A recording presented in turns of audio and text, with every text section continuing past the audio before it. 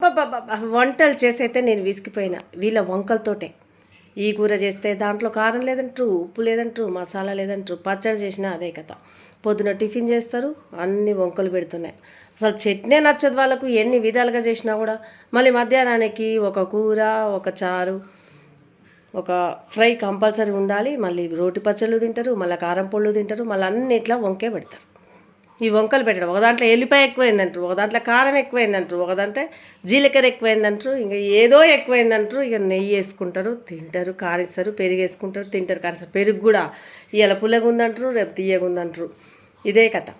ఇక పొద్దున్న దాకా గులుగుతూనే ఉంటాం అనమాట. అది బాగాలేదు, ఇది బాగాలేదు. వాళ్ళతోడు కూర్చొని తిన్నామనుకోండి, మనం ఇంకోసారి వంట కూడా చేయము. ఈ పరిస్థితులల్లో స్త్రీలు అందరూ ఇదే పరిస్థితుల్లో ఉంటారు అనుకుంటా నాకు తెలిసి. నేను ఒకదాన్నే కాదు, చాలామంది ఇవన్నీ అనుభవిస్తున్నారు కష్టాలు. మళ్ళీ సాయంత్రం అయ్యేసరికి మనం వంట చేయాల్సిందే. ఇలాంటి కష్టాలు ఎవరికైనా ఉంటే నాకు ఖచ్చితంగా కామెంట్ చేయండి.